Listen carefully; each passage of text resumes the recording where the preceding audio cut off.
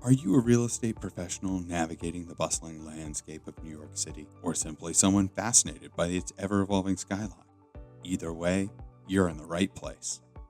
Welcome to another episode of the Big Apple's CoRe, where we break down the complex world of corporate and commercial real estate. Join us as we explore the latest trends, challenges, designs, and opportunities that are shaping New York City. Today's episode is brought to you by CoreNet NYC's learning sponsor, the Rockefeller Group. Rockefeller Group, a love for people, a love for the city. Hello, everybody, and welcome to another episode of the Big Apple's CoRe podcast, CoreNet New York City's exclusive podcast. My name is Jack Macejka from the Advanced Group. I'll be your host today, and today I'm joined by Jaime Fuertes from Apollo Globe Management. Jaime, how are you today? I'm doing great, thank you.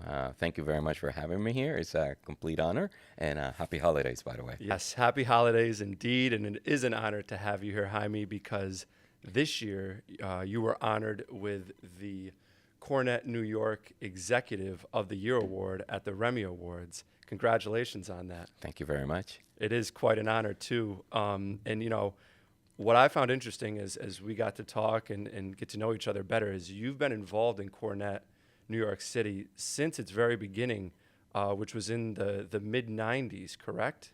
Yeah, pretty much. Just about, yeah. And so now that you've seen the organization grow and it's become, you know, the premier commercial real estate networking group in New York City and globally for that matter, you know, tell us what it was like for you when the group was getting founded in New York and what your position was in the group and how you saw it grow, the potential you might have seen in it, and things to that nature. Yeah, no, absolutely, you know, and I have to admit, you know, as CoreNet is growing and started to form, I was very young in my second career, which was actually in the world of corporate real estate. And at the beginning, I didn't know what to make of it, and I thought it was like a good thing to go and network and meet people, but then I quickly discovered, you know, the power of the organization, right? And how useful was, particularly at the beginning of my career, when it was a great platform for me to educate myself, you know, started learning more about the world of corporate real estate and also the power of networking, right? So I started to get to know a lot of people. So for me, it was a strong foundation, you know, of like where I am today, and put me in a way that really made me open my eyes and really understand what was corporate real estate about. And that's interesting because obviously people see you and I see you now as this, you know, executive leader in the industry, but you talked back then about really getting your start. And when you're starting out, you mentioned a second career too in corporate real estate.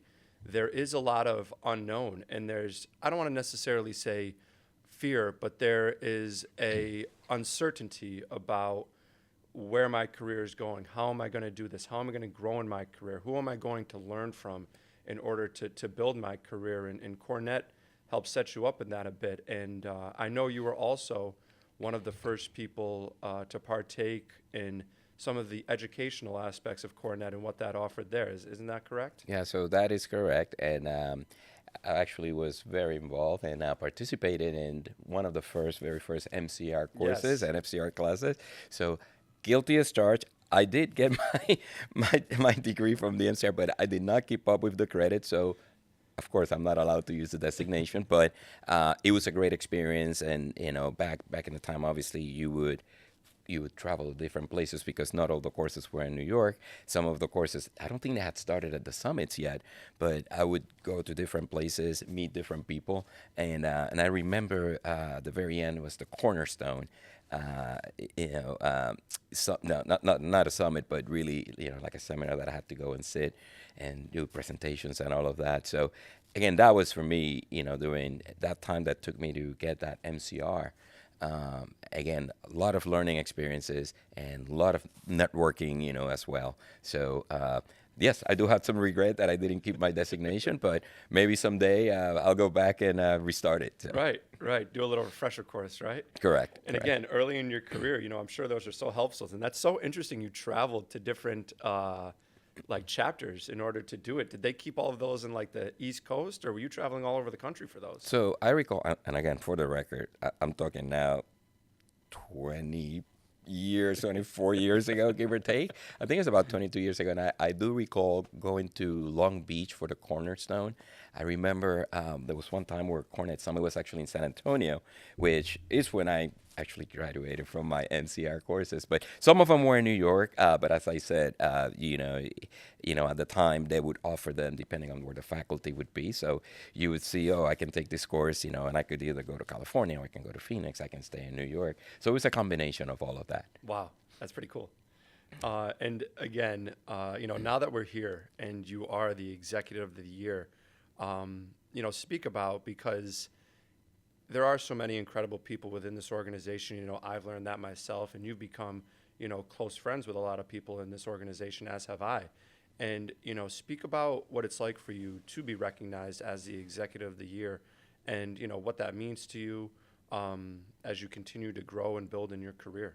Yeah, so first of all, it was incredibly humbling. Second of all, it was very surprising. I recall I was in August out on vacation with my family when I saw the email, and I was one of the nominees. And I remember I showed it to my daughter, and I said, well, look, I'm like kind of proud of that, but I have zero chance of winning. So it was very unexpected. And the fact that when you are mentioned along the same lines of the other nominees who are incredibly respected in the industry, that they've done so much, both in and out of the industry. It was, the recognition was very, it meant so much. And as I like to say, the other two nominees were just as deserving, as well, because they're incredible professionals and incredible people as well. But it was very humbling. And, and as I said, when I took the prize, I really feel like I owe that to my staff. So it's the prize, or it's the recognition from my staff, because day in and day out, you're only as good as the staff that works for you. 100%. And again, that speaks to your leadership too, because again, when you're managing a global portfolio like Apollo, and we'll get to that, but leadership in my eyes is how you can engage and inspire others around you to work towards that common goal. So as a leader in the industry and at your organization Apollo, how do you approach leadership and inspiring those around you? So, leadership obviously could be in so many different ways. You can lead by example. You can be an active leader. You could be a role model. At the end of the day, I think, constant communication is key. Also, let your staff know, right, that you are the expert. You are on my team because you know more specific subject than I do, and I rely on your, obviously in your expertise. I always call it, it's like a government, right? And your staff is your cabinet, right? And they give you advice based on the expertise of each function. So and Apollo obviously covering all things corporate real estate plus security and hospitality. I do have subject matter experts, managing every single one of those functions, and I take the advice and we make decisions together. So communication is key. Also, I also believe, don't ask anyone to do something that you wouldn't do yourself. Yeah. So my approach has always been, I'm very hands-on, right? And I like to be in the trenches with them. So to me, there's no job that it's, that I'm above or is beneath me. Again, I strongly believe I wouldn't ask you to do something that I wouldn't be doing myself. And I go ahead and I do it. I'm in the trenches with the staff. Yeah, that does prove a lot. Again, from a leadership standpoint, it's there are points where you have to delegate, certainly, and you mentioned, having a cabinet there, and there are people there that have subject matter expertise that allows them to succeed in more ways than you may. However, when push comes to shove, and you're dealing with a timeline or a deadline or a major opening, getting involved in doing what's necessary in order to reach that goal that everybody's aware of, is so important. I found that myself as well.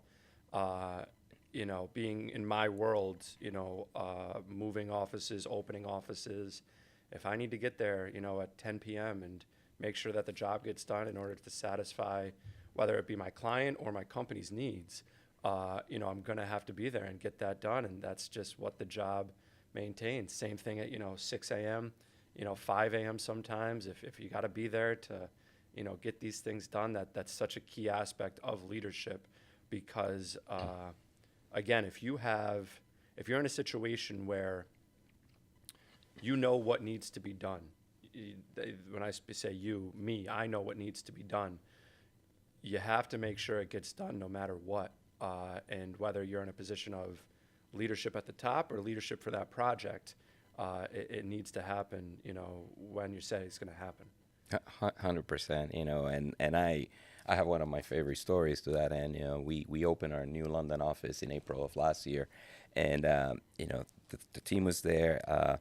My head of hospitality and dining was there, and we were getting ready for a Monday morning opening. And as you can imagine, we work all weekend, Oh, yeah. and we were in the office till like 11 o'clock at night, making sure that everything was ready for the opening. The desk drops, everything was there. And I believe if I'm not mistaken, my head of hospitality said that he was tracking the steps. We had like 32,000 Yeah. steps Oh, on yeah. that day, Yeah. and we were like all day. Like from the morning until very late at night. But again, just showing up the morning after and seeing people's eyes, walking into the new space, experiencing something great. It was incredibly rewarding, and my staff being able to lift up and see that, they felt so good. I was just like so incredibly proud of them, for doing such a great accomplishment. Yeah, no, I've been there as well. In various, parts of the world too. You mentioned London. I remember I did an opening for Singapore at a company I used to work for, and the project was actually incredibly difficult. We were 2 weeks out from opening, and ceiling hadn't gone in, flooring hadn't gone in yet. And at that stage of my career, I wasn't well versed in construction at that point. I had only really known furniture and moving and logistics. And I remember I called our construction manager because I was responsible for opening the spaces up. So a lot of times it would be just me, especially when you're dealing with a project that's halfway around the world. I remember I called my construction manager. I was like, "Hey, listen, we're way behind here." I was like, "This is not going to open on time." And he's like, "Well, we have to open on time, so it's up to you now to get it done." And he's like, "If you need to start cracking the whip there, like, you have my permission to do what's necessary." And we did get it done. And I remember opening the office that day. We did a Singapore tradition where you bring in like the lion garb, and there's an orange juice or an orange involved, and we did a whole ceremony to open the space, and it couldn't have gone better. And I remember those situations. But again, it's because of the people who were ahead of me and instilled leadership qualities in me. Were there certain people in your careers who kind of helped build you into a leader and mold you into the type of leader you are today? Absolutely, and I think when I started looking, when you look at my career, I can probably say I'm in the bottom of the seventh inning, in my career, and as I go through the journey, from the very first inning, second inning, I've had people influencing me and people that have grown natural mentorships. That it was just basically by having good rapport. One person that I particularly work for taught me so much, in my life and, in my career, I should say. And I recall when he became my boss, he came from another organization, and he started questioning me on day 4 on his job. And it was March 2001. And he asked me the question, "Oh, so you're the head of transactions for Lehman?" "Yes, I am." "And who does your job at Goldman Sachs?" "No idea." "Who does your job at JP Morgan?" "No idea." "How about Merrill Lynch?" "No idea." On and on. He says, "When I do your review in December, if you don't know the answer to these questions, you're failing at your job." Wow. And he taught me, at the same time with CoreNet, how valuable networking and building relationships are, and to me, that's the foundation, in what we do. It's about the relationships. It's about how you treat people, right? And how you learn. And, I know, when I looked at being an Apollo and I look at some of our peer firms like a KKR, Blackstone, TPG, it's not about stealing ideas. It's about learning from each other, Yeah. right? And sharing ideas, which make us better, what we are. So it's about learning from one another, comparing notes, and that's just incredibly helpful for anyone, in the corporate real estate career, you know. You're absolutely right too. And what's interesting about that is finding out who your counterparts are at these different organizations. Back then, you couldn't just log on LinkedIn and look. You had to really go out there and find out. And whether you're knocking on doors or finding certain events that these people were all going to be at, that's kind of how you learn that. But also to networking when you're young. I find this so often right now. As the chair of the Young Leaders Committee in CoreNet. I try to put younger people, if you talk about being in the bottom of the seventh inning, in terms of myself as a young leader, I'm in the bottom of the ninth. So, I'm trying to set up the next generation of young leaders, and I find that networking can be intimidating when you're young and you're doing it for the first time. And, especially when you're in the room with, seasoned professionals such as yourself and others. Do you have any advice to young people that you would give to networking and thinking back about, your time at first getting in the industry and how you approached it that might be helpful to them? Yeah, 100%. I mean, I would say probably the biggest advice I can tell young people is that relationships don't happen overnight, right? You have to be patient. Think of it, it's the analogy of planting a seed for a tree, right? I mean, it takes a time from that seedling to become a plant, to become a tree. And relationships in our industry are exactly the same. So it doesn't happen overnight. There's, I would say if you are on the non-user side, right? I mean, be patient, right? Us on the end user side, we love talking to you, but again, it takes time, right? I mean, and that would be my biggest advice. Be persistent in a polite way, right? In a way that doesn't seem pushy, but give it a chance and let it cultivate. Also, I would say to young leaders, get involved. Yep. I mean, you have a perfect platform in CoreNet, to get involved and to get to do this networking, activities that I'm talking about where you get to meet people. So if you can swing it, go even to the smaller, whether it's a happy hour or to the smaller panels, whatever. Try to get involved and participate as much as you can.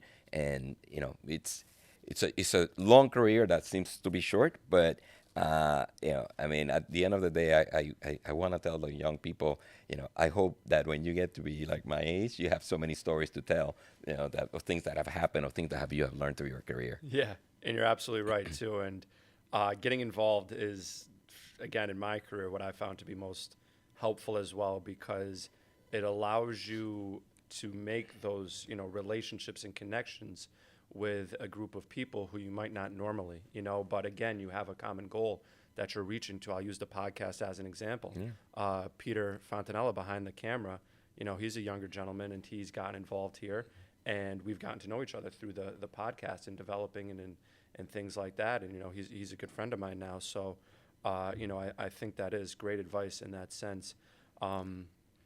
Looking at your career at Apollo today, again, you mentioned you're in the bottom of the seventh, but one of the things I noticed as I was kind of doing some research, for this podcast, and Allison and Peter and our podcast committee were kind of looking into things. We saw that you've always been involved in financial firms and corporate real estate.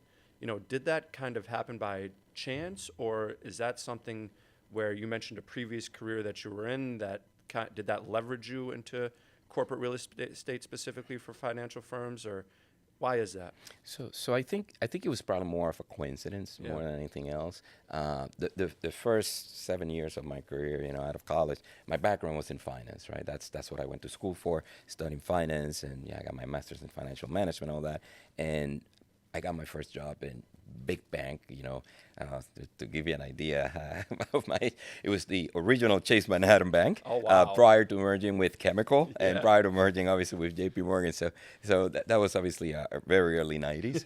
and I held a number of jobs, in the bank, and until I landed, at Lehman Brothers in a role that it was not the role I was actually interviewing for, but it was a role that they told me, we found, I was interviewing for a certain role, and I got a phone call, and they told me, we found somebody who's a better match for this role, but we like you, and we would like you to consider this other role. And that role was actually it was the controller I used to be called the Diversified Asset Group, and they call it the DAG Group, and and it was basically asset management. So it was. I became their controller, and eventually, the two top guys of that group went to run corporate services and corporate real estate, and they asked me to go work for them. And Oh, I'm like, wow. what do I know about real estate? Right.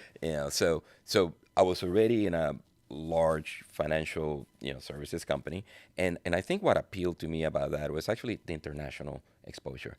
And to your question, that I've always been in financial services, that's one of the things that always attracted me. That my usually, for the most part in my career, my roles have been global in nature, and I feel incredibly blessed and lucky that I've learned about different cultures. I've learned about how the different leases happen in different countries, how things are built. So, and I've seen the world. I mean, I've seen places. I've been to places that in my wildest years I would have thought that I would step foot, in certain cities, and it's brought me that. So I think the whole financial services, being in the right place at the right time, I think just one thing led to another, and it's not uncommon for people, for people like our might say, when you're hiring somebody, usually you always see, like in the job description, financial services experience preferred, not necessary, but preferred. So I think that kind of like led one thing to another, and here I am still, doing financial services. Yeah, and you mentioned the global aspect of it, which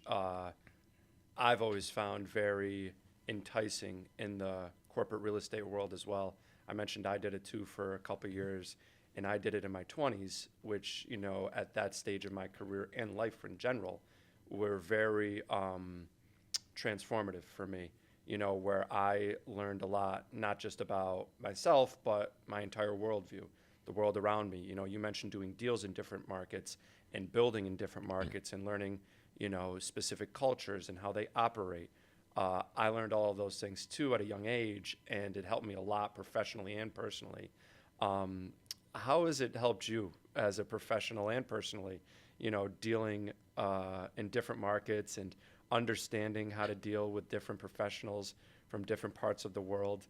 How has that helped you in your career?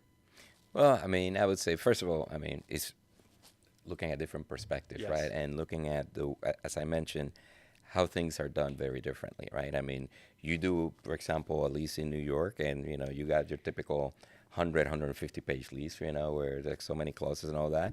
There are certain countries that you go in Asia, for example, or some places even in Europe, that the leases are like 7 pages, Right, yeah. like are very simple. And then there's also, the leases that, I've done, like if you do something in the UK, I mean, it's so complicated, and I've done 3 major transactions in my career. I've done a few in London, but 3 major ones. And then you learn about all the documentation, all the process. You learn that if you're taking 10 floors in one building, you don't do one lease, you do 10 leases. So every floor has a different lease. So, it gets very complicated, and you learn, obviously, from that perspective, it's just invaluable, and help you, appreciate, obviously the way things are done back home, and the way things you're used to. And the same thing can be said, when it comes to design, to construction, it's a very different approach. And it's just been incredibly rewarding. And you learn, you kind of like use that opportunity to compare, what do you like better? How do you think like certain aspects of something can be better in that country, or how can I bring something that I learned in a certain country or city and bring it back? So it's been amazing from a learning perspective, and and again, being exposed to so many different things and so many different ways of doing things. Certainly. And how do you think your global mentality or global mindset, if you will, has helped Apollo and your team there?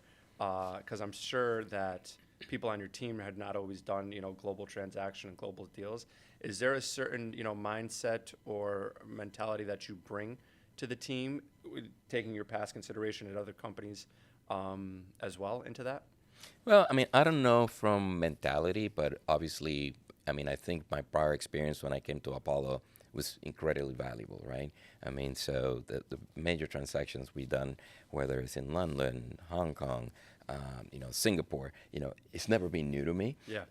And one of the things, and I go back to the power of networking, I mean, it's great to pick up the phone or send an email to someone that you met 15, 20 years ago, and you did something in Tokyo, and then you reconnect, Yeah. right? And that makes your job so much easier. So not only the knowledge, but having the networking in every different like large city is just incredibly helpful, and I gotta tell you, it's one of the best things I think of my career is like reconnecting with someone that I worked with in a project 15, 20 years ago. It's great to reconnect. So I think I brought that, from Apollo, from that perspective that, Apollo still being a very young company, it was founded in 1990, it was still relatively a new company and kind of trying to build, a certain structure, particularly when it came to real estate. So I think I was able to bring that experience, and that power of networking, and obviously made things a lot easier for everybody in the team. Very cool. Is there a certain person or company that you reconnected with that you can talk about, that comes to mind? Yeah, so there's definitely there's a fine broker from I'm gonna keep his name, but if he's ever listens to his podcast, he's gonna know exactly what I'm talking about. He works for Cushman and Wakefield, and he's in Tokyo. So I've done transactions with him with 3 different companies now in Tokyo. And it's amazing. And he's this gentleman. He's gonna know. He's from Minneapolis. He relocated to Tokyo probably about 30 years ago. Married a local Japanese lady. He's made his life great. And oddly enough, being bilingual, Japan is one of the countries that I've gone, in my career that I struggle in communication because, believe it or not too many people happen to speak English. So seeing this gentleman from Middle America sitting at the table and being my translator, going, talking Japanese, I'm like, oh my God, so he's great. And every time I go to Tokyo, we reconnect, and and it's great to see Tokyo and transactions and life in Tokyo from the eyes of an American who's been there for 30 plus years. Certainly. So, Very that's cool. definitely been that very, very, exciting for me. So, Well, very cool. Well, Jaime, thank you so much. This has been so educational to me, and I'm sure for our listeners, to understand what it is for a leader like you to, how you got into this position and then how you lead and what CoreNet's done for you. We have one more segment, and then we'll finish up. It is called the New York Minute. And Okay. It's something we do here with the podcast where we ask specific questions related to New York City and what they mean to you. So the first question is, what is your favorite New York City movie? that's easy. And I have not seen it this year yet, but I have to say Elf. Elf? You'll be seeing it soon. I'll be seeing it soon. And that is a good New York City movie, too. Do you have a favorite restaurant in New York City? I mean, there's so many great ones, right? I mean, but there's one that every time I go, it's called Cosme. And every time I go, I just put food in my mouth, and it's like explosion of flavors that I've never experienced before. So that's always incredibly exciting. Just going to a restaurant where you try a dish that you think you know what it tastes like, and it just blows your mind away. So I would have to say that one. Cosme is very good. Yeah. Now, on the opposite side of that, when you get back from a long trip, and let's say you're in Tokyo and you're doing a deal, what's the first thing you need when you get back from New York City to New York City? Wow, it may sound cliche, but definitely my wife and my family. Yes, that's very good. That's a very good answer. Well, Jaime, thank you so much. This has been great. Thank you for sitting down with us. We appreciate it so much. Yeah, thank you. Thank you. And again, if I want to, kind of close again for the young people, get involved. Attend summits. Many people on this podcast may not know. Actually, New York City is going to be hosting the Eastern Regional Symposium in June of next year. So for the local people, attend, sign up. It's a wonderful opportunity to learn and to, again, do some of the networking that I've been talking and preaching throughout this podcast. Absolutely. Yes, Jaime, thank you so much for bringing that up, and thank you for the time today. It was so nice talking to you. You're very welcome. It's been a pleasure and an honor to be here, and thank you so much for having me. Thank you. Thank you, everybody, for listening.